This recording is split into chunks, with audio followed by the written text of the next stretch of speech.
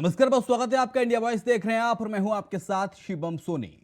UP में 2 विधानसभा, रामपुर और खतौली, इसके साथ ही 1 लोकसभा सीट, मैनपुरी की लोकसभा सीट पर उपचुनाव होने जा रहा है।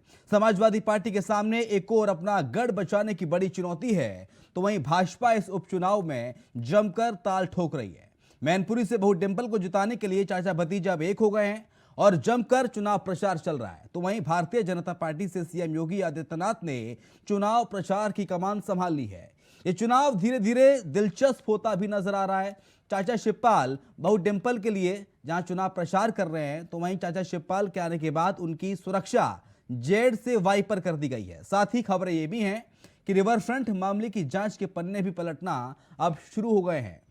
चुनाव प्रचार के दौरान इमोशनल कार्ड भी राजनेताओं के द्वारा जमकर खेले जा रहे हैं। तो वहीं उपचुनाव से पहले रामपुर से पूर्व विधायक आजम खान भी आजकल इमोशनल बयानबाजी कर रहे हैं। पहले आजम खान का एक बयान आपको सुनाते हैं जो सुबह से मीडिया में चर्चा का विषय बना हुआ है, उसके बाद करेंगे चर्चा की शुरुआत। बच्चों, तुम्हारी मुस्कुराहटों की कसम खाकर कहता हूं, बच्चा मां के पेट से पैदा होने से पहले ये पूछता, ये पूछ लो आजम खान से बाहर निकलना भी है या नहीं। तो बच्चों, तुम्हारी मुस्कुराहटों की कसम खाकर कहता हूं, बच्चा मां के पेट से पैदा होने से पहले ये पूछता, ये पूछ लो आजम खान से बाहर निकलना भी है या नहीं। तो बच्चों, तुम्हारी मुस्कुराहटों की कसम खाकर कहता हूं, बच्चा मां के पेट से पैदा होने से पहले ये पूछता, ये पूछ लो आजम खान से बाहर निकलना भी है या नहीं। चलिए अब आपको ग्राफिक्स के जरिए समझाने की कोशिश करते हैं कि उपचुनाव की जंग आखिरकार कितनी दिलचस्प होती नजर आ रही है। मैनपुरी, रामपुर और खतौली में उपचुनाव होने जा रहा है। 5 दिसंबर को मतदान होगा। उपचुनाव की जंग में धुआंधार प्रचार करते नजर आ रहे हैं राजनेता, चाहे योगी आदित्यनाथ हों या समाजवादी पार्टी के राष्ट्रीय अध्यक्ष अखिलेश यादव। तमाम दिग्गज चुनावी प्रचार में जुटे हुए हैं और हर कोई इस उपचुनाव को फतेह करना चाह रहा है। उपचुनाव क्रम में मुख्यमंत्री योगी आदित्यनाथ ने हुंकार भरी। इससे पहले मैनपुरी गए और आज खतौली गए थे मुख्यमंत्री योगी आदित्यनाथ। चुनाव प्रचार में सीएम योगी ने मोर्चा संभाल रखा है। इसके साथ ही आपको बता दें, चुनाव प्रचार के साथ साथ मैनपुरी, जो कि मुलायम सिंह यादव का गढ़ है, समाजवादी पार्टी का गढ़ माना जाता है, मैनपुरी में अखिलेश यादव की प्रतिष्ठा दांव पर है। बहू डिंपल वहां से चुनाव लड़ रही हैं। खतौली में मुख्यमंत्री योगी आदित्यनाथ आज गए थे, जनसभा को उन्होंने संबोधित किया। लेकिन उपचुनाव में जमकर शब्द बांट चल रहे हैं। कभी पेंडुलम का जिक्र किया जाता है तो कभी फुटबॉल का। तो ये सब जो बयानबाजी हैं जो उपचुनाव के रण में सामने आ रही हैं, तो उपचुनाव का रण धीरे धीरे करके दिलचस्प होता नजर आ रहा है। अखिलेश यादव के सामने एक बड़ी चुनौती मानी जा रही है, मुलायम सिंह के गढ़, उनके पिता के गढ़ मैनपुरी को बचाना, और उसके लिए चाचा भतीजे एक हो गए हैं। बहू डिंपल के लिए चुनाव प्रचार लगातार किया जा रहा है। लोगों से अपील की जा रही है कि डिंपल यादव के समर्थन में लोग वोट करें। तो वहीं जब से शिवपाल यादव आए हैं समाजवादी पार्टी में, चाचा भतीजे एक हुए हैं, ये कहीं ना कहीं भारतीय जनता पार्टी को भा नहीं रहा। राजनीतिक पंडितों का मानना यह भी है कि जब से चाचा भतीजे एक हुए हैं, जब से बीजेपी ने उनके खिलाफ जो बात कही जा रही है, रिवर फ्रंट घोटाले की जांच के पन्ने खुलने की जो खबरें चल रही हैं मीडिया में, वो भी कहीं ना कहीं होती दिख रही हैं, क्योंकि रिवर फ्रंट मामले पर सीधे शिवपाल यादव पर निशाना साध रही है भारतीय जनता पार्टी।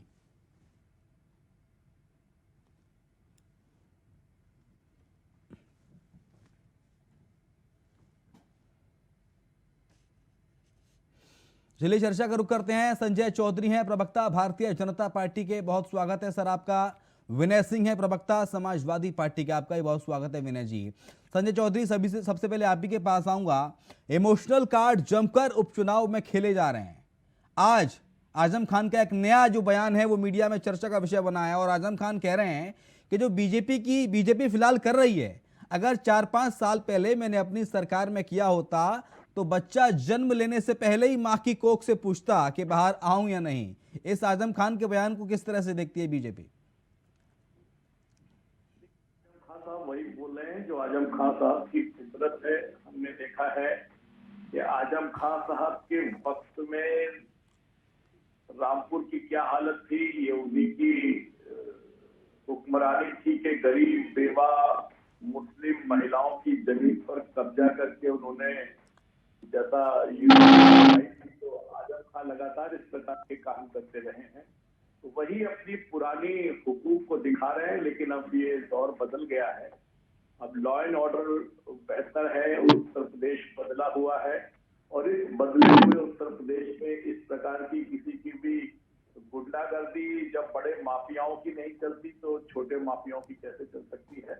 मुझे लगता है कि आजम खान साहब चूंकि रामपुर लोकसभा चुनाव हार चुके हैं, तो इसलिए बदले हुए हालात में बदले से आजम खान साहब नजर आ रहे हैं। लेकिन आजम खान साहब के पाप का घड़ा भर गया है। जनता जानती है कि आजम खान साहब ने कैसे रामपुर की जनता को अपने आतंक से धराशायी किया था। मुझे याद है कैसे रामपुर तिराहा कांड हुआ था, कैसे रामपुर में लगी हुई दीनदयाल जी की मूर्ति उखाड़कर फेंक दी गई थी। ये आजम खां के हुकूक का असर था कि उस समय जनता बोल नहीं रही थी, लेकिन आजम खां के खिलाफ रामपुर के लोगों ने ही FIR कराई है, वो उनके सामने निकले हैं। मुझे लगता है कि बदले हुए हालात को जो है जनता उनसे दूर जा रही है, तो इसीलिए एक विक्टिम कार्ड की तरह उसको इस्तेमाल कर रहे हैं। लेकिन जनता जान चुकी है, और जैसे रामपुर की लोकसभा में जो निर्णय हुआ वैसा ही निर्णय इस रामपुर की विधानसभा में भी होने वाला है। ठीक है विनय सिंह जी, ऐसे कौन से अत्याचार सह रही है समाजवादी पार्टी, ऐसे कौन से अत्याचार सह रही है जनता जो आजम खान को बोलना पड़ गया कि अगर आजम ये अत्याचार हम मैं अपनी सरकार में करता तो बच्चा माँ की कोख से आने से पहले, बाहर आने से पहले पूछता। देखिए, भारतीय जनता पार्टी का जो भी अत्याचार है, हाँ, वो पूरा उत्तर प्रदेश देख रहा, वो पूरा देश देख रहा। पंचायत चुनाव से लेकर के अभी तक जितने भी चुनाव हैं, सबने देखा है किस तरह से सरेआम भारतीय जनता पार्टी के गुंडे एक महिला की साड़ी पकड़ करके खींचते हुए दिखे। आज किस तरीके से लोगों को डरा धमका करके भारतीय जनता पार्टी में ले आने के लिए जो जिसके ऊपर ये आरोप लगाते हैं, अगर वह भारतीय जनता पार्टी में आ जाता है तो वो ठीक हो जाता है। भारतीय जनता पार्टी भय का वातावरण व्याप्त करके एक तानाशाही तरीके से आताताई जैसे पहले अपनी सत्ता चलाते थे, उसी तरह से भारतीय जनता पार्टी आताताइयों के तरह से आज सत्ता चलाने का प्रयास कर रही है। लेकिन यह भूल गए कि यह लोकतंत्र, भारत में जो लोकतंत्र है, बाबा साहब भीमराव अंबेडकर के संविधान के द्वारा जो लोकतंत्र का ताकत जो जनता को मिला है ना, वह लोकतंत्र की ताकत जो है आप ऐसे आताताई सरकार को उखाड़ फेंकेगी जनता। क्योंकि दूसरी बार कहीं न कहीं विश्वास करके इनको जो सत्ता सौंपी है, छल और फरेब से इन्होंने जो सत्ता हासिल की है, जनता के जनादेश की एकदम पलट। क्योंकि आपने देखा होगा कि सपा जो है 22% से कहां पर आकर के खड़ी हुई है, तो जो लोगों की संख्या थी ज्यादातर, जो लोग परेशान थे, अब देखिए वोट ऑफ परसेंटेज से कि ज्यादा लोग परेशान थे, आज सब समाजवादी पार्टी के साथ खड़े हैं। और समय है, और इस समय तीनों सीटें, चाहे खतौली हो, चाहे मैनपुरी हो, चाहे रामपुर हो, तीनों सीटें हम जीत रहे हैं। इसी वजह से हताश परेशान, किसी की जो है सुरक्षा में कटौती की जा रही है, और ईडी सीडी और इस तरह के जो है नाटक भारतीय जनता पार्टी जो कर रही है, यह चलने वाला नहीं है। क्योंकि जनता देख रही है। मैं कहता हूं कि आज ये सीडी और ईडी लेकर के जो बैठे हैं ना, जो सत्ता के अहंकार में चूर होकर के बैठे हैं, एक नायक पिक्चर हुआ करता था, अनिल कपूर ने कहा था कि 1 घंटे के लिए हमको दे दो, फिर मैं बताता हूं क्या होता है। तो जिस दिन सत्ता परिवर्तन नहीं, आप कह रहे हैं कि अखिलेश ना, यादव उपचुनाव प्रचार कर रहे हैं, मैनपुरी जो लोकसभा सीट है वो मुलायम सिंह का गढ़ रही है, तो वहां से जीतते हैं समाजवादी पार्टी की, आप ये बात मानते हैं। लेकिन हमने देखा है कि जहां जहां उपचुनाव होते हैं वहां वहां अखिलेश यादव समाजवादी पार्टी का राष्ट्रीय अध्यक्ष नहीं उतरता चुनाव प्रचार के लिए। तो इतना समाजवादी पार्टी को डर है क्या, इसलिए अखिलेश यादव ने पूरी जो प्रचार की जो ताकत है मैनपुरी में झोंक रखी है? आज आपने देखा नहीं, शायद आपने समझा नहीं, करहल उनका विधानसभा क्षेत्र है। हाँ। और पूरी मैनपुरी उनका घर है। आपको शायद पता नहीं है कि नेताजी का लगाव वहां मैनपुरी के एक एक घर से है। बच्चे हो, बूढ़े हो, जवान हो, उनका व्यक्तिगत लगाव रहा है मैनपुरी से। और मैनपुरी के लोगों का समाजवादी पार्टी से लगाव रहा है, इस वजह से अपने घर में गए हैं। अपने घर में घूमना कोई बुरी बात नहीं है। हाँ, डर और भय, अब देखिए गुजरात में आपको दिखाई देगा, भारत का प्रधानमंत्री बताइए किस तरह से गली गली घूम रहे, इसको कहते हैं डर और भय। गुजरात में देखिए आपको पता चलेगा। हम तो अपने घर में, अपने घर के विधानसभा में है, ऐसी बात नहीं है। और चुनाव हम जीत रहे हैं, उसमें कोई इफर्ट बट नहीं है।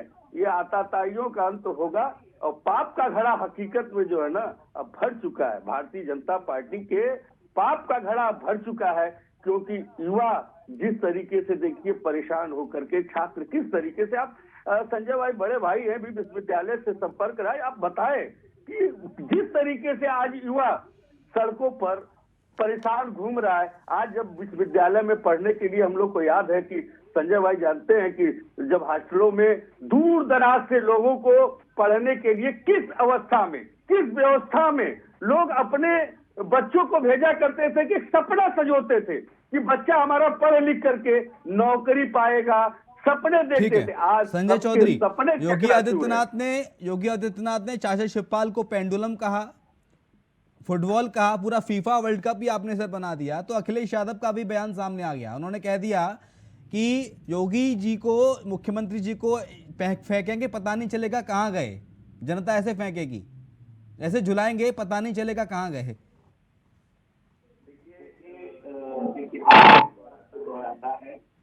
हमने विधानसभा के चुनाव में देखा था कि यही असंतुलित बनर्जी बाबा ये कहते थे तो बाबा जी को कंप्यूटर चलाना नहीं आता, और उसकी प्रतिक्रिया ये हुई कि बाबा जी के बुलडोजर ने पूरी समाजवादी पार्टी को दुर्दर्शित कर दिया। जो अखिलेश यादव संजय चौधरी की आवाज ठीक करिए। उसी अखिलेश यादव जी ने कहा कि अगले चुनाव में हम तरहल विधानसभा छोड़ देंगे और कन्नौज से जाकर लोकसभा का चुनाव लड़ेंगे। तो कौन किसका फर्क है, ये तो उनके वक्तव्य से ही लग रहा है। अखिलेश यादव जी कहते हैं पार्टी के बारे में कहते हैं। ठीक है संजय जी, आपकी आवाज सर सही से नहीं आ पा रही है। मैं अपनी ऑडियो टीम से कहूंगा आपकी आवाज को दुरुस्त करें। जनार्दन मिश्रा सर है हमारे साथ, वरिष्ठ पत्रकार। जनार्दन सर, ये जो शब्द बाढ़ चल रहे हैं इस उपचुनाव के रण में, पेंडुलम, फुटबॉल, ऐसा झूला झूलाएंगे, इन सब शब्द बाणों को किस तरह से देखते हैं?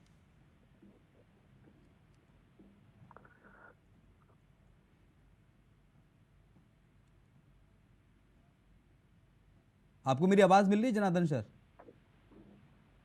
ठीक है, कोई तकनीकी खराबी है, लगता है संपर्क नहीं हो पा रहा है, आवाज नहीं हो पा रही है। विनय जी, आपको मेरी आवाज मिल रही है? बिल्कुल मजबूती से। ठीक है विनय जी, सवाल वही कि जब गढ़ है, जब चाचा भतीजे साथ आ गए हैं, तो क्या आपको लग रहा है ये जो जेड से वाई सिक्योरिटी की गई, रिवर फ्रंट घोटाले की जांच के पन्ने पलटना शुरू हो गए हैं, खबरें ये भी चल रही हैं, तो क्या बीजेपी डर रही है आपसे? चाचा भतीजे की जोड़ी बीजेपी को पसंद नहीं आ रही, रास नहीं आ रही, इसलिए ऐसा किया जा रहा है? अच्छा, आप खुद समझ लीजिए। हाँ। अगर डर और भय न होता, हाँ, तो इस तरह की हरकतें, आखिर जब चाचा आज मैदान में पूर्ण रूप से उतरे हैं, तो जब इसी समय ऐसा क्यों है? ये तो सब जानते हैं। यहाँ उत्तर प्रदेश में बच्चा बच्चा जानता है कि भारतीय जनता पार्टी जब डरती है तो ऐसी हरकत करती है। और रही बात जो माननीय राष्ट्रीय अध्यक्ष जी ने कहा है कि फेंकेंगे, तो इसमें कोई गलत नहीं कहा। जनता के पास वह जनादेश का, लोकतंत्र का वो हथियार है, जब चाहे जिसको चाहे उसको उठा करके फेंक सकती है। लेकिन इस लोकतंत्र, इस संविधान को भारतीय जनता पार्टी क्या समझे? जो बाबा साहब भीमराव अंबेडकर की अवहेलना करती हो, जो संविधान की प्रतियों को सार्वजनिक रूप से जलाती हो, उसे संविधान पता कहां से चलेगा? वो संविधान को जब मानती नहीं, वो बाबा साहब को मानते नहीं है, तो उन्हें संविधान और लोकतंत्र में विश्वास नहीं है। वो आता था, आपने देखा पहले जब सत्ता बहुत लोग राज किया करते थे तो किस तरीके से आता नहीं विनय सिंह, बीजेपी ये कह रही है कि हम जीत रहे हैं, बीजेपी कह रही है कि हम जीत रहे हैं, और डिम्पल यादव पहले भी 2 चुनाव हार चुकी हैं, इसलिए उनका कॉन्फिडेंस लेवल और बढ़ जाता है। ये बताइए, गोला चुनाव हुआ, गोला में तो नहीं लड़ी थी ना डिम्पल सिंह? भाई बात तो सुन लीजिए, गोला चुनाव हुआ, हाँ। वहाँ बीजेपी की सीट थी, बीजेपी जीती। हाँ। वहाँ पे इतना कोशिश करने के बाद एक उपचुनाव में माननीय मुख्यमंत्री जी को झूठ भी बोलना पड़ा हाँ। कि गन्ने का भुगतान कराएंगे, आज भुगतान नहीं हुआ। उसके बाद भी 36% वोट आज भी वहाँ कायम है, जितना पिछली बार पाए ठीक है, थे। संजय चौधरी से और जवाब ले यहाँ लेते हैं। पर संजय तो जी, हम- आपको यहाँ आवाज पर मिल तो- रही है मेरी अब? यहाँ पर तो हम माननीय नेताजी ठीक का है। जो श्रद्धांजलि संजय जी, सभा के रूप में आज संजय जी, वोट जो है मिल रहा है। बीजेपी लोग के पास श्रद्धांजलि मुद्दे दे नहीं है लग रहा है मैनपुरी के उपचुनाव के लिए, तभी इस तरह की बयानबाजी सामने आ रही है। फुटबॉल, पेंडुलम, आप जेट से वाई सिक्योरिटी करते हैं शिवपाल यादव की, मुद्दों पर चुनाव लड़िए ना सर। विधानसभा के चुनाव पे आपने देखा होगा, अखिलेश जी ने कहा था कि योगी बाबा जी को कंप्यूटर चलाना नहीं आता। जनता ने उसका परिणाम क्या दिया कि बाबा जी का बुलडोजर चला और पूरी की पूरी समाजवादी पार्टी जमीन पर आ गई। उत्तर प्रदेश के इतिहास में ऐसा बहुत सालों के बाद हुआ जब कोई मुख्यमंत्री पुनर्जीत कर आया हो। 30 सालों के बाद वो सरकार रिपीट हुई, ये ऐतिहासिक सत्य है। बात नंबर 2, विधानसभा के बाद जितने भी उपचुनाव हुए, जहां समाजवादी पार्टी की सारी जीती हुई सीटें थी, ऐसे आजमगढ़ में भी समाजवादी पार्टी को वोट देने वाले लोगों ने भारतीय जनता पार्टी को वोट देके जिताया, चाहे वो अखिलेश का आजमगढ़ हो या आजम साहब का रामपुर हो। बात नंबर 3, ये मैनपुरी तो छोटी लोकसभा है, यहाँ 5 में से 2 seat already Bharatiya Janata party के पास है। समाजवादी पार्टी के इतिहास में सबसे कम वोटों से मुलायम सिंह यादव जी जब जीते, जब उन्होंने कहा मेरा आखिरी चुनाव है, मुझे जिता दो, और मोदी जी खुद उनके खिलाफ चुनाव प्रचार करने नहीं गए। जो 94,000 की जीत है, बसपा के साथ मिलकर लड़ने पर बनी थी। ये तो बिल्कुल जीती हुई सीट है, जिसमें बिल्कुल केवल समय का फेर है। भारतीय जनता पार्टी मैनपुरी को जीतने ही वाली है, इसमें कोई संशय नहीं है। बात नंबर 4, एक चुनाव बता दीजिए जिसमें समाज नहीं, मैनपुरी में जब जीतने वाले हैं तो फिर चाचा को चक्रव्यूह में क्यों फंसा दिया है बीजेपी ने सर? शिवपाल जी हमेशा संजय चौधरी सर, अगर मैनपुरी जीत रहे हैं तो फिर बीजेपी को डर क्यों है? क्यों शिवपाल यादव की सुरक्षा में कमी कर दी जाती है? क्यों उन पर बार बार शब्द बाण फेंके जाते हैं? नहीं, शब्द बाण तो फेंके जाएंगे, वो हमारे पहले तो आप बड़े मान सम्मान की बात करते थे। भाई ये सम्मान अडवाणी जी का नहीं किए तो ये शिवपाल चाचा का क्या करेंगे, जिन्होंने भाजपा को यहाँ से यहाँ तक पहुँचाया, ये क्या सम्मान करेंगे? इनके डिक्शनरी में ठीक है विनय सिंह, जब दामन पाक साफ है तो फिर जांच की आज से डर कैसा? रिवर फ्रंट मामले की पन्ने पलटने दीजिए, होने दीजिए जांच, जो होगा वो सामने आएगा। प्रियंक, किसे डर है? कोई नहीं डर रहा है, न सुरक्षा घटाने से न जांच से, कोई नहीं डर रहा। अभी संजय जी कह रहे हैं कि बुलडोजर बाबा, देखिए ये सही कह रहे हैं, इन्होंने द्वेष और से ग्रसित बुलडोजर लेकर के केवल चुनाव में और जनता के बीच में गए, द्वेष भावना से ग्रसित। हम तो लोगों के हाथ में कंप्यूटर और एक हाथ में कलम और लोगों को रोजगार देते रहे। इनकी सरकार आई तो युवाओं की अरमानों पर बुलडोजर चलाने का काम किया। ये ऐसी विध्वंसकारी सरकार है, ये ऐसी आताताई सरकार है। ये सही कह रहे हैं संजय भाई की बातों में दम है, हमारी बातों में दम है। हम अपराधियों के खिलाफ, हम कमजोरों के खिलाफ आगताई है। कंप्यूटर और कलम छीन करके, रोजगार छीन करके जो भ्रष्टाचार करते हैं, आप कौन से प्रदेश का निर्माण कर रहे हैं? एक विकसित प्रदेश के लिए रोजगार, स्वास्थ्य और शिक्षा 3 चीज बहुत जरूरी है। यह तीनों चीज भारतीय जनता पार्टी के विजन में नहीं है। ये तीनों चीज भारतीय जनता पार्टी के विजन में नहीं है। आप उत्तर प्रदेश को उत्तम प्रदेश बनाना ही नहीं चाहते, आपने वो सपना ही नहीं देखा है, आपके विजन में ही नहीं है कि उत्तर प्रदेश को उत्तम प्रदेश बनाया जाए। यहाँ पर कटुता की भावना, यहाँ पर लोगों को तोड़ने की साजिश, लोगों के अंदर डर और भय पैदा करके, आप इतिहास गवाह है, आताताइयों की सरकार बहुत दिन तक नहीं चली है और ये भी नहीं चलेगी।